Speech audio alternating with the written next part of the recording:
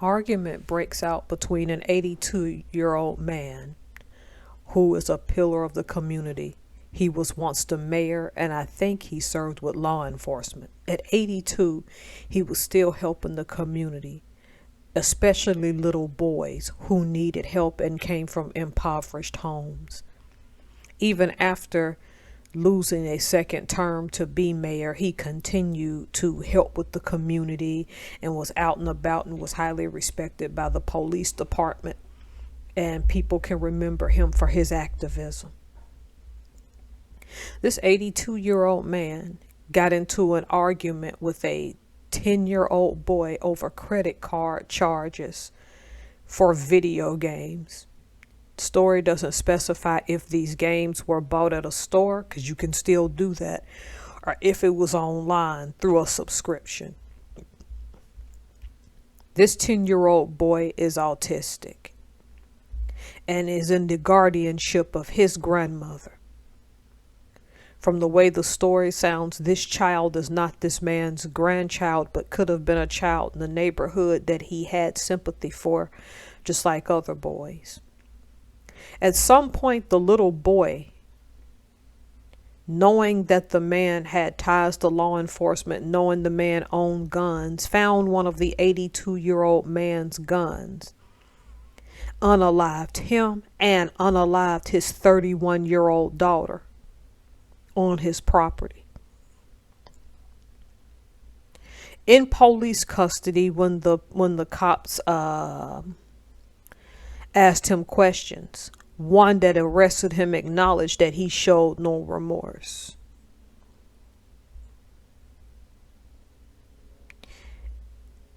Being that he's autistic, and I'm not making excuses, do you suppose that his facial expressions play into his autism? And perhaps he did show remorse, because the story also said he was scared.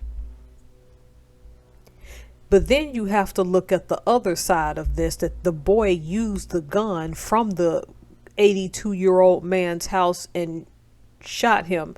So I'm guessing he must have run up a credit card that belongs to probably either the 82-year-old man or his daughter. We don't know yet. This story, like many stories reported in the Daily Mail, are pretty vague.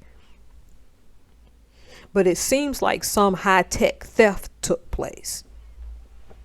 The issue I have is, while he may have not been, but he may have been scared and didn't show remorse, because autism may have played into the fact that he don't understand the severity of what he's done.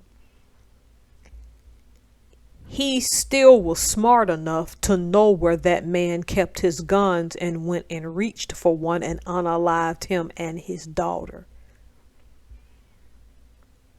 10 years old. That makes him Gen Alpha. There was a time when I believed the last few generations messed up a lot and made things hard for Gen Alpha. And I really thought that Gen Alpha was going to be the generation that was going to turn things around. Now that I'm hearing things like a teacher somewhere, I think in the South, had to go to court recently because some young kid in her school, and I think this kid is a late based on age, is late Gen Z. The point is, the child threw something at her to where one of her eyeballs came clean out of her socket because the blow was so severe. When it hit her in the face, her eyeball came right out of her socket.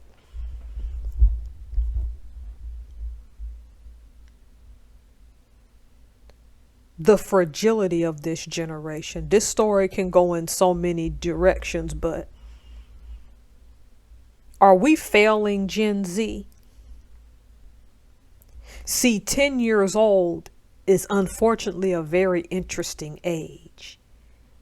One person can say because of his mental illness, he should be put away, because the fact that his grandmother is his guardian, and this story does not specify whether she was the maternal or paternal grandmother, and what happened to the mother and father is telling. Pardon me, y'all, because my breathing's kind of labored. I just hadn't been feeling well. What's equally disturbing, okay, is that he was still smart enough to know where those guns were, meaning he inevitably knew that that older man was going to catch up to the fact that some mysterious charges showed up on a credit card. Being that this 82-year-old man was a mayor and was charitable, it could have also been a business credit card. We just don't know. Because some charities do have their own lines of credit to assist people.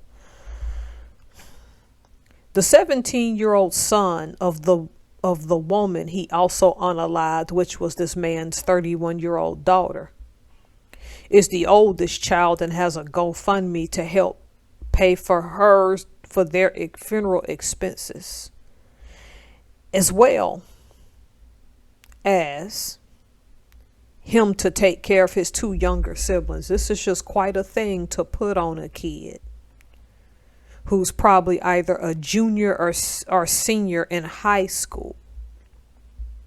Then now he's going to have to step up and help take care of his siblings because he's also at that ripe age to do so. Because the daughter who was unalived, no one explained where any of the fathers of those children were.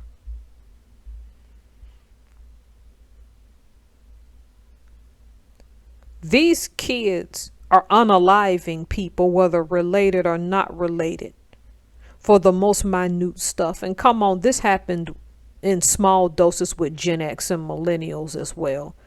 It's just that the fragility of this entire Gen Alpha fighting with teachers at school, having short attention spans, refusing to do their homework, because this has been circulating all over the United States. Teachers quitting in droves. And don't get me wrong, again, lots of them that are still in school are Gen Z.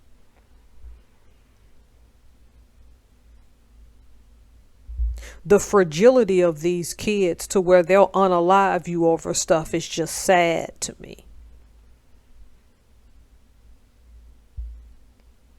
And if you're asking me personally, I still think he should probably do some jail time. They'll say, well, he's just a 10-year-old kid with autism.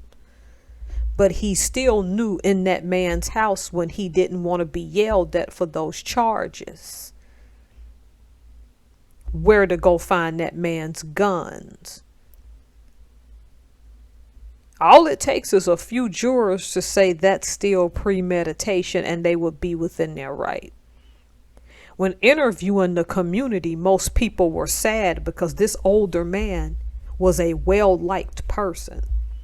Now, I find it strange that for a person who was a mayor and who was highly connected, that he didn't have money at 82 for his own funeral expenses.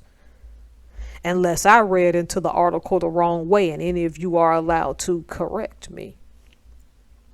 But the issue is we need to deal with the fragility of not being able to discipline. And I don't mean corporal punishment. It's like you can't say anything to these kids now.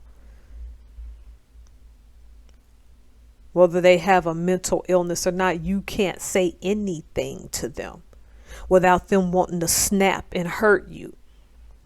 Just like the young teenage kid who was in the Caribbean with his parents and had a bad argument with his father. And he decided, oh, well, since you're mad at me, I'm just going to jump in the ocean.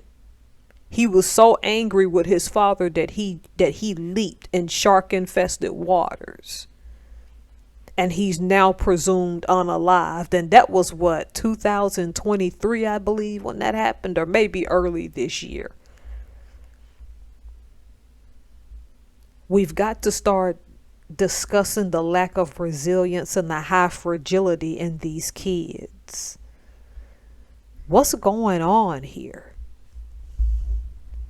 Because from the onset and the own look of things, because he knew where those guns are, and he's 10, someone's going to say he knew better. That people with autism can go on and live a standard and regular life. will just need special care. There's so much wrong with this story. Tell me what y'all think.